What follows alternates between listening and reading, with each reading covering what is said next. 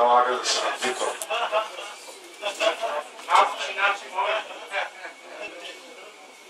Защото всички сте дошли тук точно за днешния ден, за да имаме възможността да чуем. Този микрофон май не работи. Работи, ама не е много силен. Малко по-високо. Ползва и другия. Въпрос на микрофон. Традиционното четене е организирано от съвременна литература. Росен познавате всички. Който не го познае, може да се запознае с него лично. Имаме честа да присъства тук. Платформата е уникална от гледна точка на това, че за разлика от подобни такива мероприятия, ще го кажа, тук няма състезание. Защото аз мисля, че поезията не може да се състезава. Сега, за тези, които за първ път присъстват, ще ви кажа какъв е регламента. Има 3 кръга. Първият кръг, един до друг, всеки от участниците представя неговия колега автор и казва как вижда неговото писане, разбира се. Втория кръг, всеки прочита това, което е събрал и смята, че е удобно да го представи пред вас. И третия кръг, всеки от участниците дава на другия една дума, за да напише стихотворение, което, така да се каже, ще бъде онлайн. Сега, аз искам да кажа 2-3 думи, че съм особено благодарен на участниците, на Мартин и Християн, че ми се довериха за днешното представяне. Особено като си има предвид, че аз не съм литературен критик, нямам собствена медия, нямам начин да ги лансирам, пробутам или там, каквото се прави въобще в тези литературни кръгове. Тоест и съм извън кръговете. Така че, ако някой ги пробутва, това сте всички вие. С вашето участие, с вашето отношение. Разликата между мен и участниците е просто потрясаваща, няма да казвам колко е голяма, но е сериозна.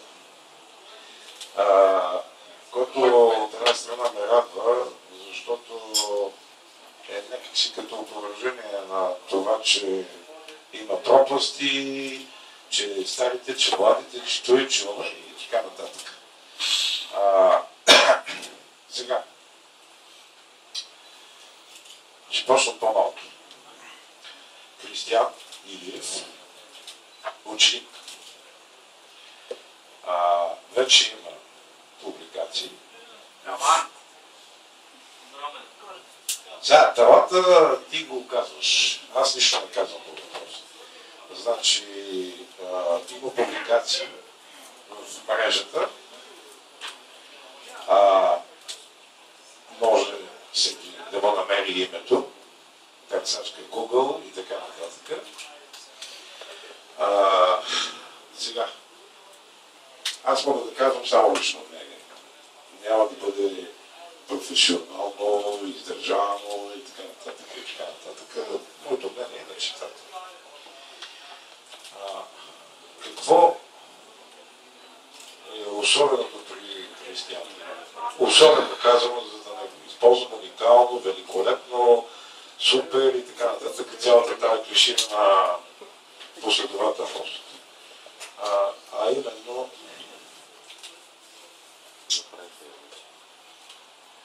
това, което може да се види от всеки вас, той го вижда по такъв начин, по който има едно надникване на едно друго ниво.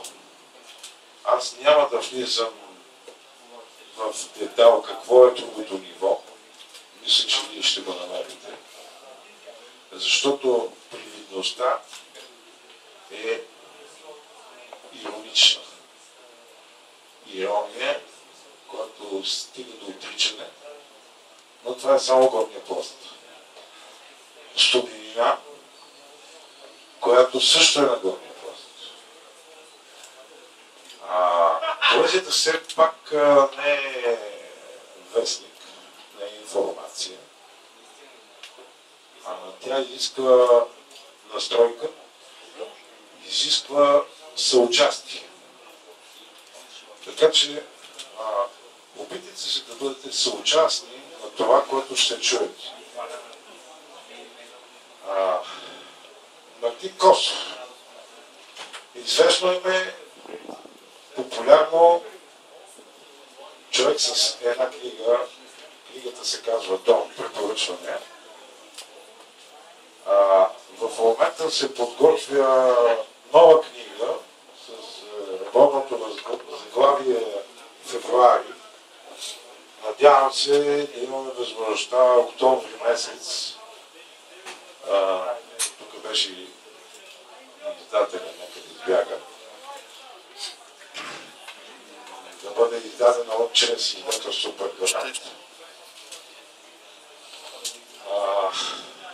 Така да се каже, Мартин Костов е откритието на Елизабет Костова фундацията, че го ли сте за нея. Общо взето в мрежата може да намерите. За да не забравя, всички двамата имат блогове лични, плюс профили във Фейсбук. Така. За Мартин.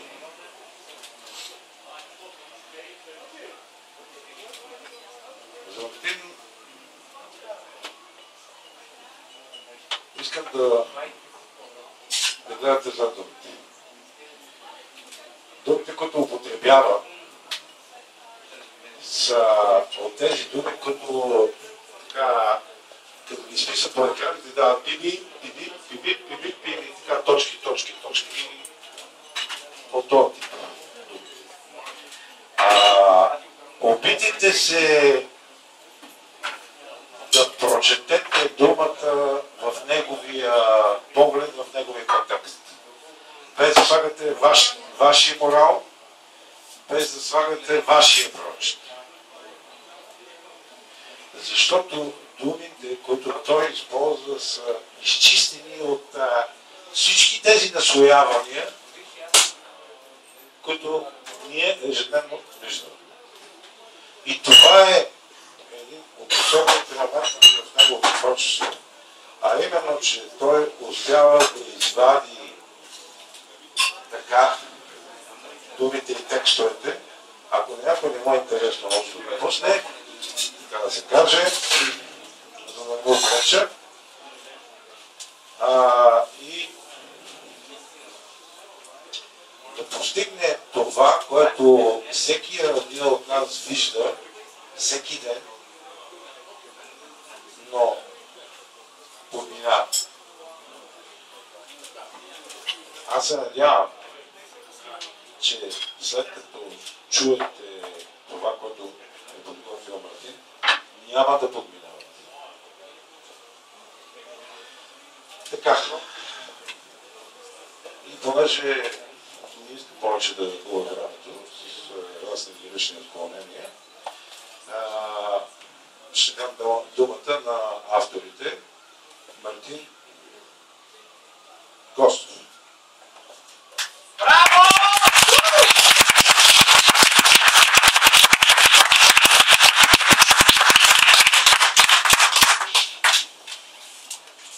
Добър вечер на всички. Сега ще кажа няколко думи за Кристиан Илиев. Само съм ги написал, понеже няма смелостта да бъда като него и да говоря директно. Кристиан Илиев е само на 17 години. Кристиан Илиев е само на 17 години, а вече има публикации в литературни издания и вярвам, скоро му предстои първа книга. Неговото писане много ми допада, защото талантът му, освен безспорен, е и повече от уникален като явление в рамките на съвременната българска поезия. Кристиан е от поетите, чието почерк не може да се бърка. Като писане, той е крайно своеобразен и доста самобитен и оригинален като цели и образност. На пръв поглед, стиховете на Кристиан Илиев приличат на таралежи, чието бодли са насочени към студения враждебен свят. Светът на заплахите, отчуждението, насилието, самотата и нелюбовта. Написането на Кристиан не е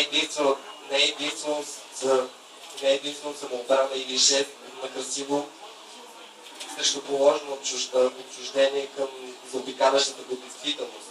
Напротив, жестокостта на думите и областите му са само привидна точка.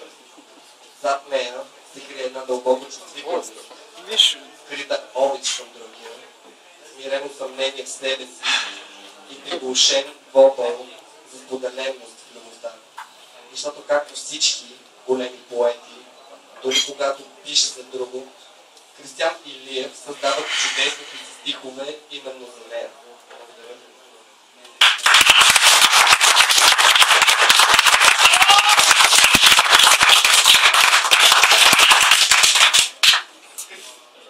Чуваме ли се? Чуваме се. Да. За Мартин Костов аз няма много да говоря.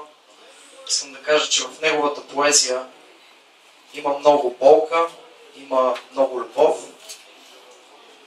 И всичко, което пише, е една голяма истина. Няма излишни думи. Всичко е по план при него. И в неговата поезия клишетата придобиват смисъл. Това е от мен.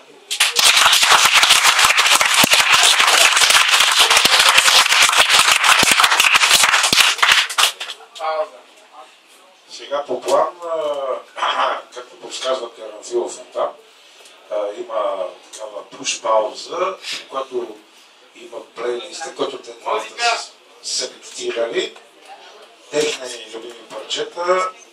Едните може да останат тук, другите може да излезат навънка.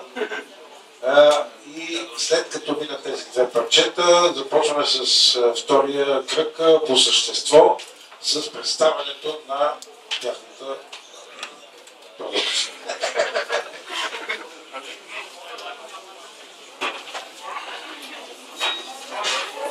Четенето на това, което авторите са подбрали за тази вечер. Искам да кажа само едно изречение. Кое е общото? Общото е тази тревожност за бъдещето. Общото е липсата на визия за бъдещето. Кристиан.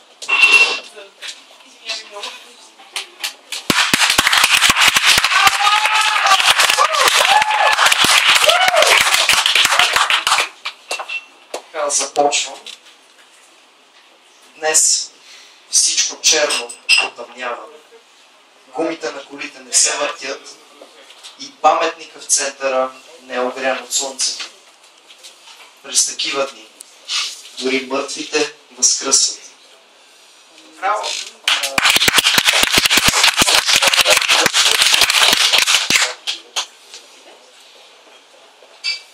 Любовта, лице, на което му се превръща. Мен и теб ни делят очите. Но аз обичам да те усещам.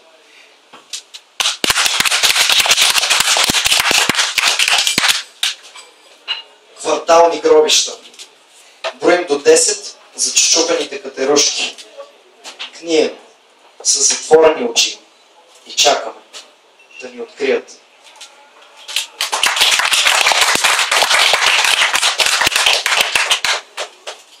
След секс стрелките се обръщат, връщат времето и отново сме действени.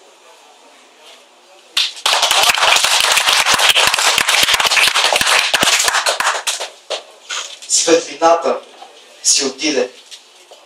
Всяка нощ заспивам на студения пот, от страх да не се върне.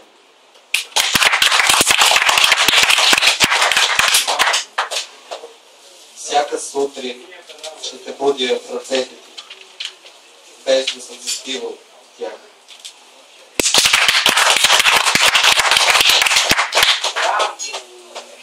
Разруши дома си до основи.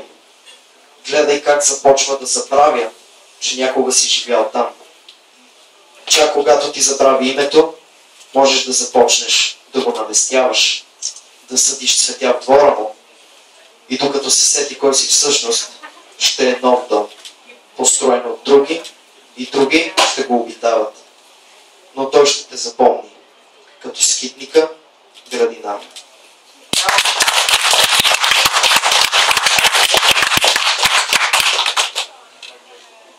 Обичай ме като животно, ще те искам като човек.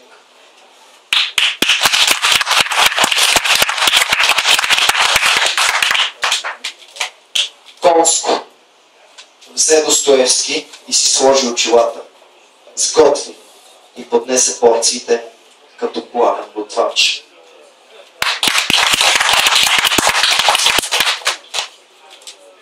Бях толкова млад и с цвят на пеперуда сънувах.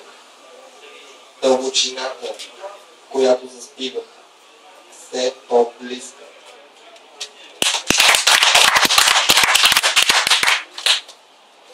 Метро. Земята под краката ми се задушава, докато гробарят търси работа като продавач на билети.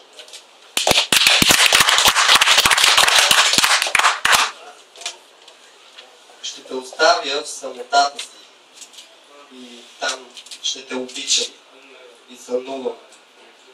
Ще преплувам душата на покойник, но ще бъда твой.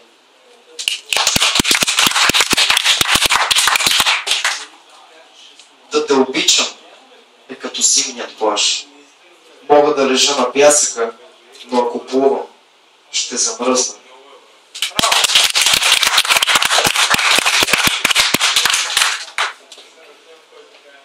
Нежността ми ближе всички твои сантиметри.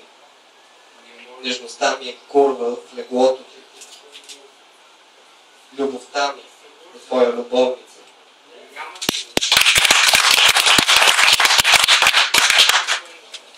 Затворени входове, приясно боядисани стъпки, панти без врати. Влизам, където няма изход и оставам.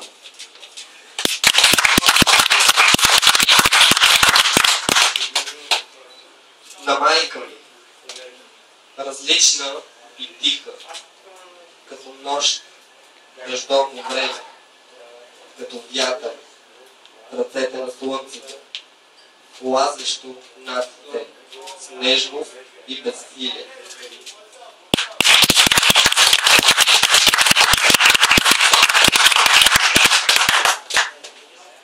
Разтягам всичките си спомени, като използвана струна. След това свиря на нея, докато с нетърпение чакам да се скъса.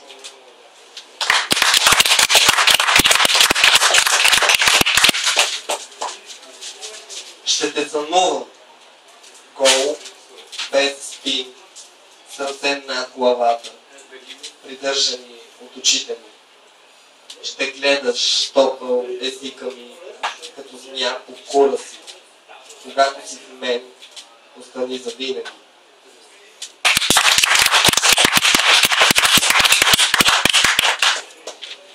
Храня се с кръв и мляко. Поглъщам всичко, докато не заситя срама си.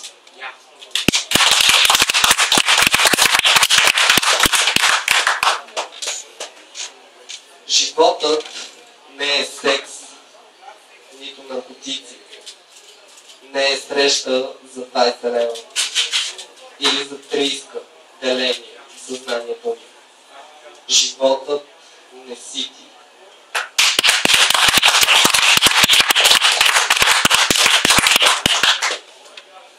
Карцер.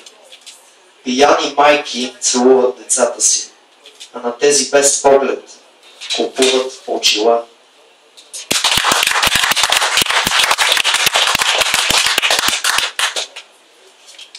Езикът ти на котка убива течности от мен.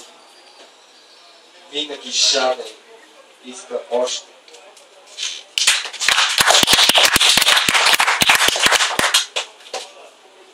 Мъртво течение. На кораба има място, единствено за екипаж и пътници. Екипажът е семейството ми. Пътниците са приятели и познати. На рамото на капитана има още едно място. То е за мен, като папагал.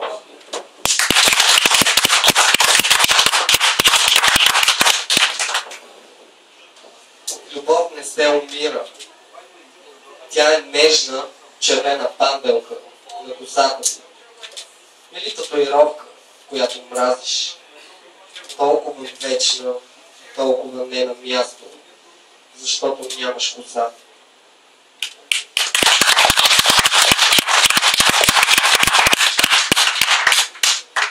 Еретици. Гориш на клада в къщата си или за собствено удоволствие. А аз обичам да те гледам.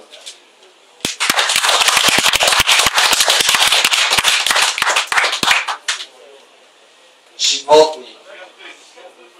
През юли те обичам повече. През август стъпват без цветя. В февруари ще те чукам като животни.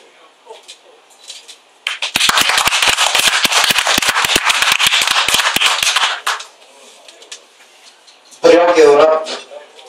Кучетата чакат да се качим на покрива, преди да ни я разкъсат, за да не цапаме снега.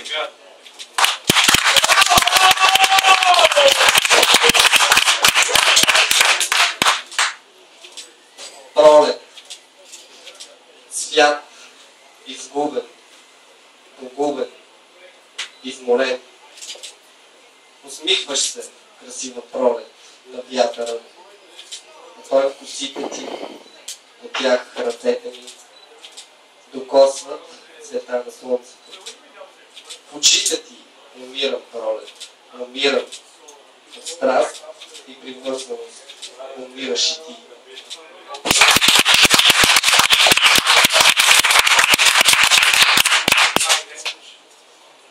На село овчарят пуши втората трева.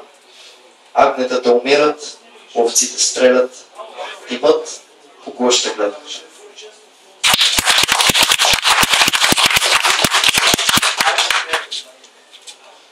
Онова животинското в теб, неопитоменото, единственото, като вой на вълк и лай на куче, сърцето промяна, се разкъсва.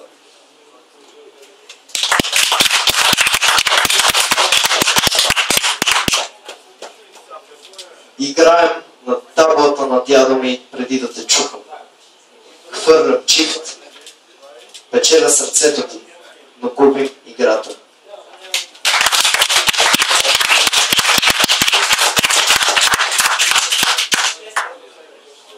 Недвижими имоти. 100 лева и роклята е твоя. Без тяло, то е за мен.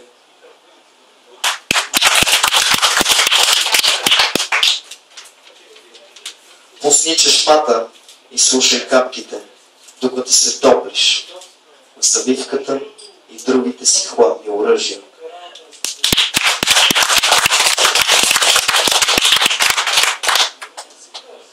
Не искам да бъда теб, да бъда безразличен, безполов, безсърдечен, режисьор. който умее да хваща болни кадри и да прави изложби с тях. Не искам да бъда теб, лъжлив, променливи настроения, да бъда убиец, който се дърви на смъртта, безгрижен и болен, сам и страхлив. Не искам да бъда теб, крадлив от времето и чувствата на други хора, психически проблеми и вагинални инфекции. Не искам да бъда теб, стрипер и сифилис, с болки в гърлото и зъбобол. Не искам да бъда теб, безцветен, прозрачен и грабър, без аромата, отвътре суров. Не искам да бъда теб, защото не искам да съм лъжа, която е толкова истина, колкото слънцето е човек, който ме обича.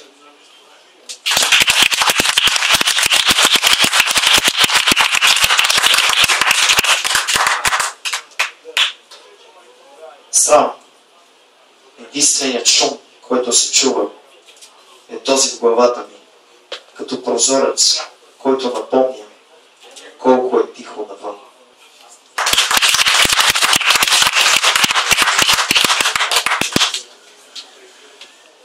Бъди онази властната жена, която ще обича. Роди ми деца, прави ме щастлив, закълни ми се до края. Ако ме излъжеш, ще те убия, кучко.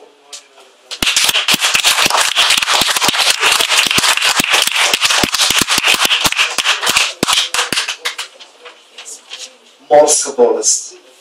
Спасителите се давят на кея, глароси няма. Влизам във водата и потъвам.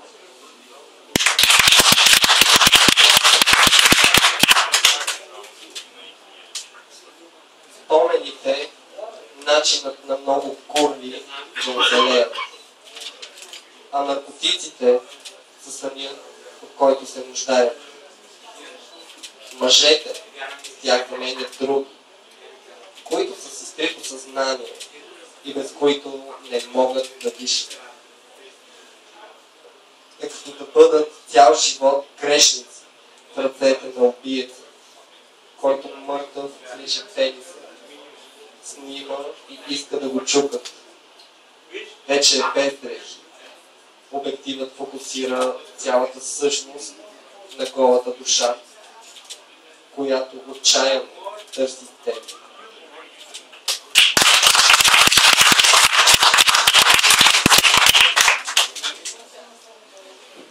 Пряк. Студът сутрин е начинът на морето да ти каже, че не те обича.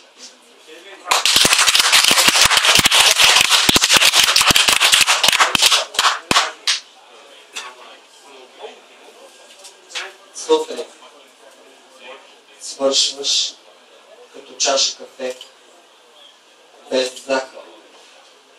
Горчиш, тапайки езика. Миришеш на цигара, трева, тръпичка, хероин. Чукаш ме и аз те облизвам всяка вечер.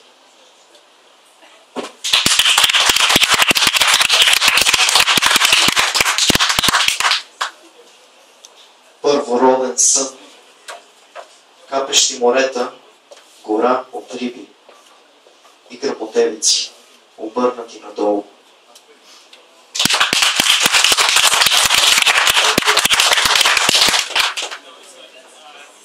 Вечерта оставя следи всякъде. Стаята си, само аз и ти. Ръцете ми карат да правим всичко. Очите ми виждат само те. Усещам скурата си, устата си. И с език правя кръгове. Като слънце под бельото, което топли. Мирисът на сперма до твоята не ме оставя да спира. Като пълниш устата ми, ще го искам. Отново.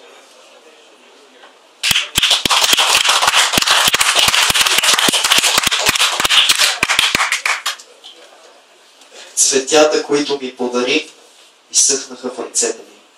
Вкъщи, когато ги поиска обратно, цъфнаха отново.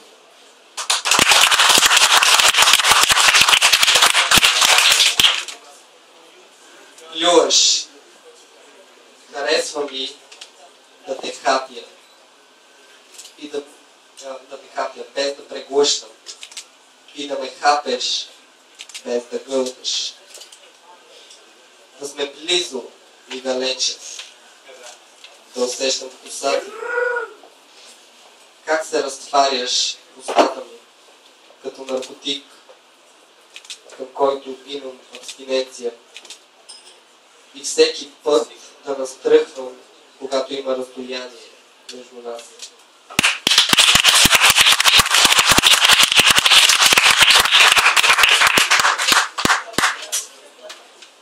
Прелюд, остри зъби, сух език.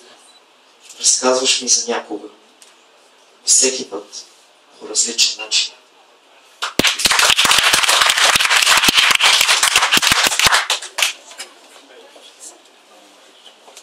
Непознат. Мога да живея и без да те обичам. Мога и без името ти. Когато най-ми се говори, няма да го споменавам. Когато искам да мълча, просто ще изтивам в тъмнината. И без да проверявам дали си буден и ме слушаш, просто ще мълча. Ще съм с затворени очи, твоите, ще изпъвам ръцете си.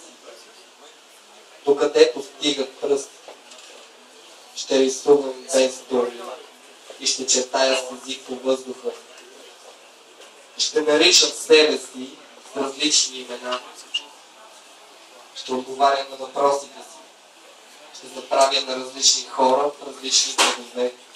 Няма да говоря. Ще мълча. И ти, ако ме разбираш, ще ми отговориш. Без да говориш.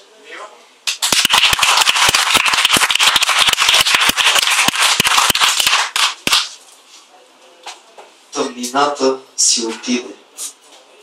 Онзи ден пак се засякохме. Но ме посрещна като слънце в летен ден. Светло, нежно, топло, с планове да ме изгори цели.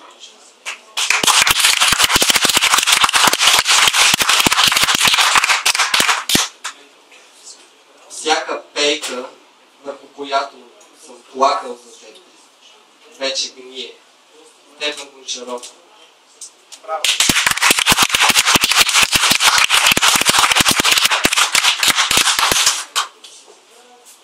Пресъхваме, седнали гнием от жегата в ръцете. София кърви. Очите ти се разтичат по мен като воздух, като топъл залез. Изгрев без сутрин. От онези мъртвите, които спеше до мен. А луната те галеше, точно преди да станеш. Преди да съм направил кафе и закуска.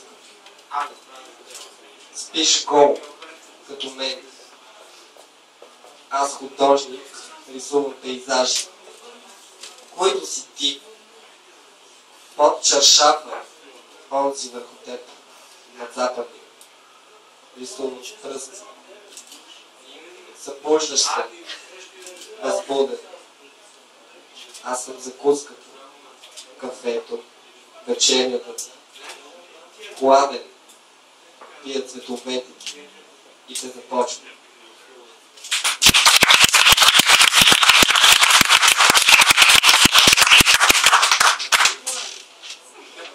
Съдебна палата. Пристъпвам.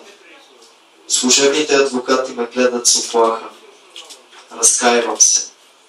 За гладните деца, вдовиците и наркоманите.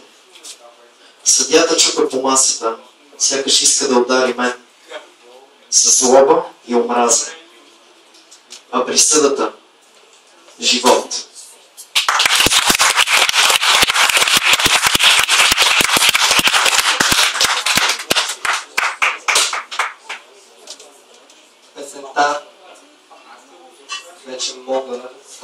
слушам как звучи и ми напомня на танците ни и на секундите в ръцете ти. Докато пияни се целуваме, Ник Кейдж се кълне. В любов измива ръцете си. Звездите, те могат само да мечтаят за това.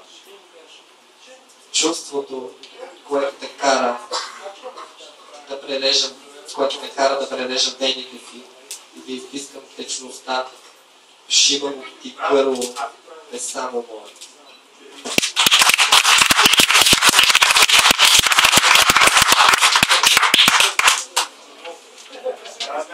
Черен петък.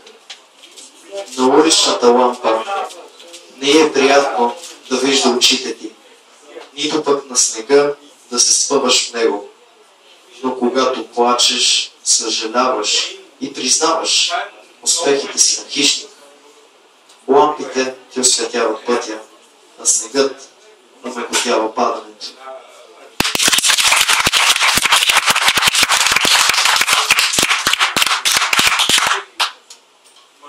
Някога чувствал ли си празнота, като бутилка, която много мъже са отпивали по глътка?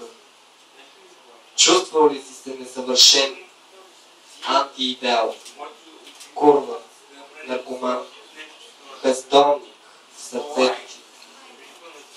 Ебимо майката на живота, изгубен, оплашен, оптимист, грешник, болен от рак, парцал, не за плочки, а за света. Изтискаме до последната капка, за да попия в гробищната почва.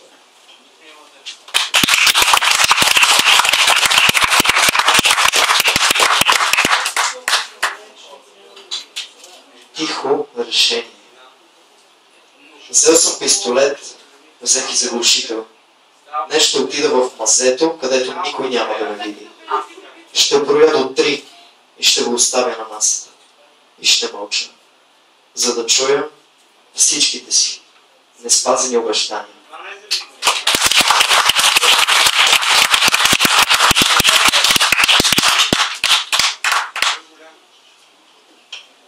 Кога ще си тук?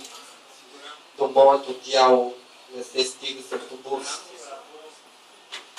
Влаковете не са денонощни. Ръцете ти не винаги ще ме докосват. Не можеш просто да преплуваш океана на няколко метра от спалнята. Целувката се дави с стъклена бутилка, докато с език правиш кръгове.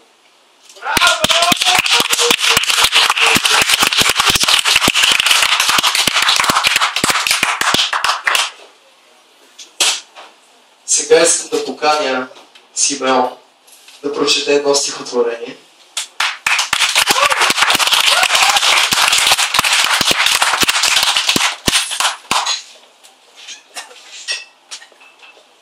Да ти размажа главата с кожуробесител, да бутна през прозореца или да обеся децата ти.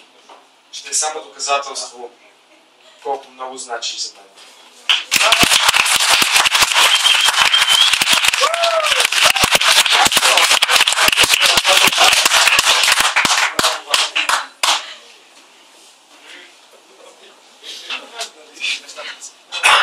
Стискаш врата ми, губеш мократа ми коса, гледаш ме възбуден и аз те. Отдолу съм, тялото ти образува сянка върху мен. Свършваш, свършвай.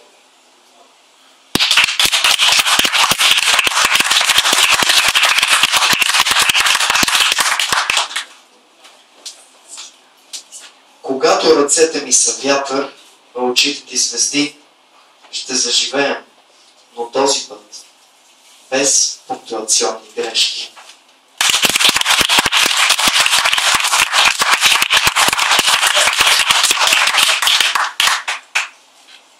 Фетиш, гледам, прехапващ устните ми, възбуден, потен и надърнен мъж с белезници и вериги, сперма и лубрикант от речите ми и мръсната ми вече кожа.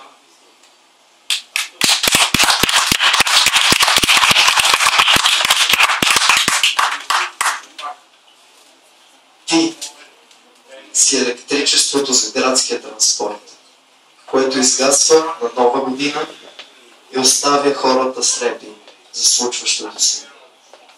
Ти си човекът, който влиза в училищата и избива първокласниците по азбучен ред. Ти си тролеят, пълен с убийци, изнасилвачи и наркомани. А аз съм пътник без билет.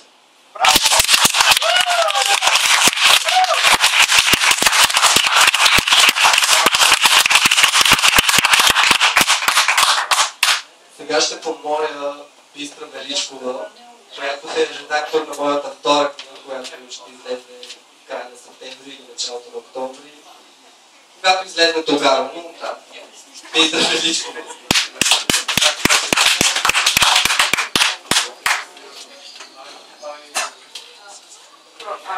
Добър вечер. За мен е изненада поканата и благодаря за това да прочета едно от любимите ми стихотворения на Мартин. Всъщност ми е един от любимите поети съвременни. Стихотворението се казва Бяло, зелено, червено. Майната му на живота. Той не е за мен. От днес намирам смисъл сам.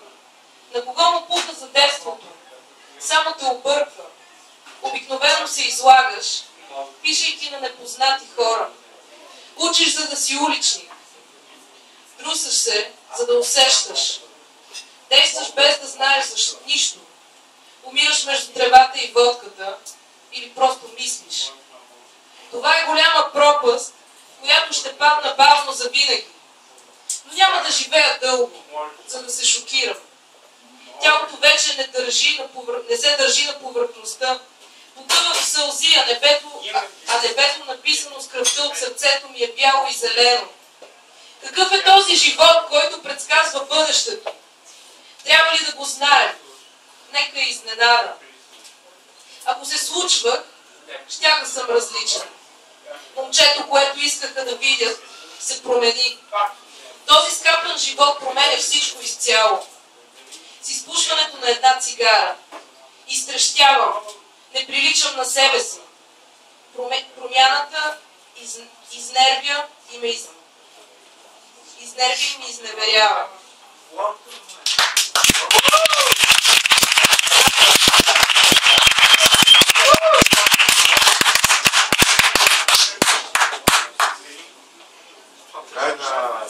В края на втори кръг, две песни, пушене, да пише стихотворение.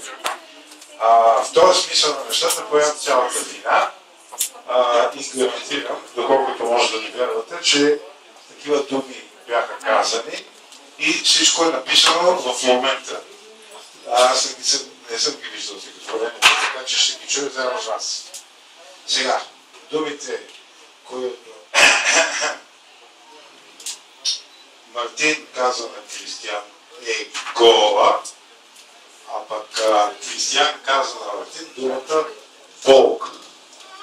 Какво е излязло, сега ще чуете. Кой почва? Добре, аз. Някой пък е камикадзе. Стихотворението се казва Хищни бозайници. Хищни бозайници, ще ме обидомишлим без кожата, която смъкна от мен и остави смъртта ми гола.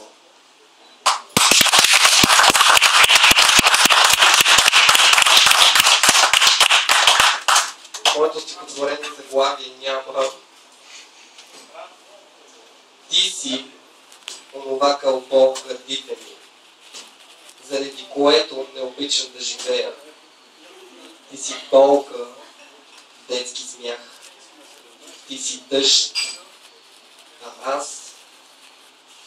аз съм онзи, който ще удавиш.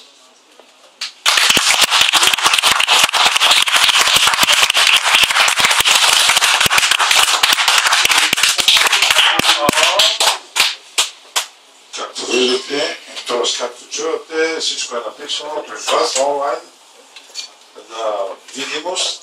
И сега искам да дам думата, обаче къде отиде той? Не го виждам. Росен Карамфилов, тук ли си?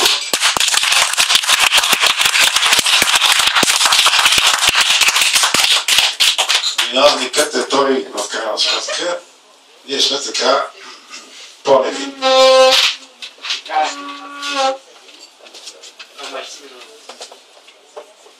Аз какво да кажа? Мартин Костов и Кристиан Илиев достатъчно ви казаха своята поезия. Аз съм щастлив, че имах идеята да организирам тия четения. Щастлив съм от това, че имена, които не са толкова известни, четат своята поезия в момента. Кристиан Илиев и Мартин Костов са хората, които с 2 реда мога да кажа достатъчно. Благодарим за това. Следващото събитие, което ще направим, най-вероятно ще бъде между Бистра Величкова и Лора Динкова. Септември месец, 12 септември. Ако искате, елате. Добре е, когато дадем живот на поезията и когато и осъзнаем своите стиба. Благодаря на тия безкрайно млади хора за това, че няма нужда от много думи, за да кажа това, което има да каже. Марин Костов и Кристиан Илиев на една микроскоп. Благодаря.